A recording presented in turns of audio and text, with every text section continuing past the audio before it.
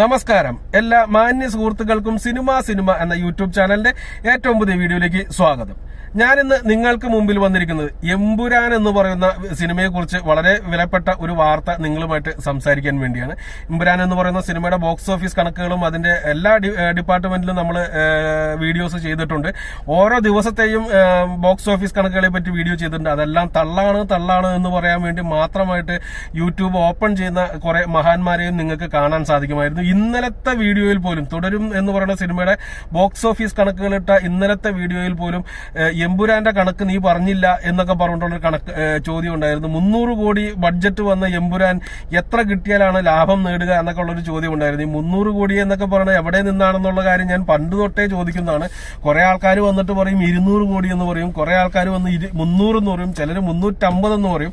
എന്ത് തന്നെയാലും ബഡ്ജറ്റിനെ പറ്റി കൃത്യമായിട്ടുള്ള അഭിപ്രായമൊന്നും ആർക്കും തന്നെ ഉണ്ടായിരുന്നില്ല. പക്ഷെ ഞാൻ അന്ന് തന്നെ പറഞ്ഞിരുന്നു, മീൻസ് ആ സമയത്ത് പ്രൊഡ്യൂസർ അസോസിയേഷൻ തന്നെ പറഞ്ഞിരുന്നു 144 കോടി രൂപ ആ സിനിമയ്ക്ക് പ്രൊമോഷൻ കൂടാതെ തന്നെ ബഡ്ജറ്റ് വന്നിട്ടുണ്ട് എന്നുള്ളൊരു കാര്യം. ഇപ്പോൾ അതുപോലെ തന്നെ ഈ പറഞ്ഞ ചോദ്യം ചോദിച്ചുകൊണ്ടിരുന്നവർ പറഞ്ഞ ഒരു സംഭവമാണ് പ്രൊഡ്യൂസർ അസോസിയേഷൻ ഇപ്പോൾ തന്നെ വരും, അപ്പോ നീ ഇവിടെ ഉണ്ടാകണം എന്നുള്ളത്. ഞാൻ ഇവിടെ തന്നെ ഉണ്ട്, ഞാൻ അതിനെക്കുറിച്ചാണ് ഇപ്പോൾ വീഡിയോ ചെയ്തുകൊണ്ടിരിക്കുന്നത്. പ്രൊഡ്യൂസർ അസോസിയേഷൻ അല്പം നേരം മുമ്പ് കഴിഞ്ഞ മാസത്തെ വിജയപരാജയങ്ങളെ കുറിച്ചുള്ള ഒരു വീഡിയോ അല്ലെങ്കിൽ ഒരു വാർത്താ സമ്മേളനം നടത്തുകയുണ്ടായി. നിങ്ങൾ അത് കണ്ടിട്ടുണ്ടോ ഇല്ലയോ എന്ന് എനിക്ക് അറിയത്തില്ല, കണ്ടു നോക്കുക. അതിനകത്ത് വളരെ വ്യക്തമായിട്ട് തന്നെ പറയുന്നുണ്ട്, എമ്പുരാൻ എന്ന് പറയുന്ന സിനിമ മാത്രമാണ് കഴിഞ്ഞ മാസം റിലീസ് ചെയ്ത 15 സിനിമകളിൽ ലാഭമായി വന്നിട്ടുള്ളത്. കഴിഞ്ഞ മാസം റിലീസ് ചെയ്ത സിനിമകളുടെ ബഡ്ജറ്റും അതിനകത്ത് കൃത്യമായിട്ട് തന്നെ പറയുന്നുണ്ട്. എമ്പുരാന്റെ ബഡ്ജറ്റ് വന്നിരിക്കുന്നത് 175 കോടി 65 ലക്ഷം രൂപയാണ്. ഞാൻ അന്ന് പറഞ്ഞിരുന്നു 144 കോടി രൂപ ബഡ്ജറ്റ് വന്നിട്ടുണ്ട് പ്രൊമോഷൻ ഇല്ലാതെ എന്നുള്ളൊരു കാര്യം ഞാൻ പറഞ്ഞിരുന്നു. അത് ഞാനായിട്ട് പറഞ്ഞല്ല, ഇതേ പ്രൊഡ്യൂസേഴ്സ് അസോസിയേഷൻ തന്നെ വാർത്താ സമ്മേളനം നടത്തിയപ്പോൾ പറഞ്ഞാണ്, അത് വലിയ വിവാദമാവുകയും ചെയ്തതാണ്. അപ്പോൾ ആ ഒരു സംഭവം ഇപ്പോൾ നിങ്ങൾക്ക് ഈ പ്രൊഡ്യൂസർ അസോസിയേഷൻസ് പറയുന്നത് അംഗീകരിക്കാൻ പറ്റുമെന്നുണ്ടെങ്കിൽ നിങ്ങൾക്ക് അത് മനസ്സിലാക്കിയെടുക്കാവുന്നേ ഉള്ളൂ. എന്ത് തന്നെയാലും ചിത്രം 176 കോടി രൂപയ്ക്ക് 176 കോടിയുടെ അടുത്ത് ബഡ്ജറ്റ് വന്നിട്ടുണ്ട്.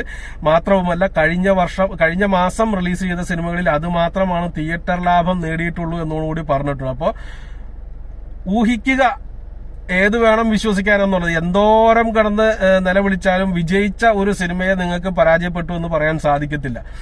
വീഡിയോ തെളിവ് ഉൾപ്പെടെ പുറത്തു വന്നിട്ടുണ്ട്.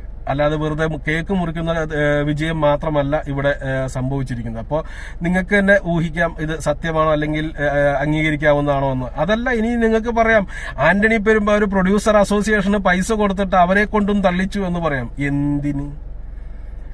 അപ്പൊ അങ്ങനെയാണ് കാര്യങ്ങൾ. എമ്പുരാൻ വിജയിച്ചു, വലിയ ഗംഭീരമായിട്ടുള്ള വിജയം തന്നെ നേടിയിട്ടുണ്ട്. അത് തിയേറ്റർ പ്രോഫിറ്റ് ആയെന്ന് പ്രൊഡ്യൂസേഴ്സ് തന്നെ പറയുന്നു. സിനിമയുടെ സാറ്റലൈറ്റിനെ കുറിച്ച് കുറെ വാഗ്വാദങ്ങളൊക്കെ ഉണ്ടായിരുന്നു. അന്ന് ഞാൻ തിരക്കായതുകൊണ്ട് മാത്രമാണ് വീഡിയോ ചെയ്യാതിരുന്നത്. ചിത്രത്തിന്റെ സാറ്റലൈറ്റ് എന്നിട്ട് വ്യൂ പെർ അവർ എന്ന് പറയുന്ന ഒരു വ്യൂ പെർ അവർ അല്ല, കാണുന്ന ആളുകൾക്ക് അനുസരിച്ച് പൈസ കൊടുക്കുന്ന ഒരു സിസ്റ്റം. അതിന് എന്താ ഇംഗ്ലീഷിൽ എന്തോ പേര് പറയും, പേപ്പർ വ്യൂ അങ്ങനെ എന്തോ ആണ് പറയുന്നത്. അപ്പൊ പേപ്പർ വ്യൂ ഇതിനകത്താണ് സിനിമയുടെ സാറ്റലൈറ്റ് പോയിരിക്കുന്നതൊക്കെ പറഞ്ഞിട്ട് വളരെ വലിയ കരച്ചിലൊക്കെ ഉണ്ടായിരുന്നു. മലയാള സിനിമയുടെ ഹിസ്റ്ററിയില് മോഹൻലാൽ എന്ന് പറയുന്ന വലിയ താരത്തിന് ദുൽഖർ സൽമാന്റെ ഒരു പരാജയ ചിത്രത്തിന്റെ OTT റൈറ്റ്സിനെ പോലും വെട്ടിക്കാൻ സാധിച്ചില്ല എന്നൊക്കെ പറഞ്ഞിട്ടുള്ള കരച്ചിലൊക്കെ കാണാൻ സാധിച്ചിരുന്നു. ദുൽഖർ സൽമാന്റെ ആ റെക്കോർഡിന്റെ ഇരട്ടിയിലാണ്, അത് ഇരട്ടി തുകയ്ക്കാണ് OTT റൈറ്റ്സ് മാത്രം വിറ്റുപോയത്, സാറ്റലൈറ്റ് അല്ല. ദുൽഖറിന്റെ വിറ്റുപോയത് OTT സാറ്റലൈറ്റും കൂടെ കൂട്ടി ഏതാണ്ട് 35 കോടി രൂപയ്ക്കോ മറ്റോ ആണ് വിറ്റുപോയത്.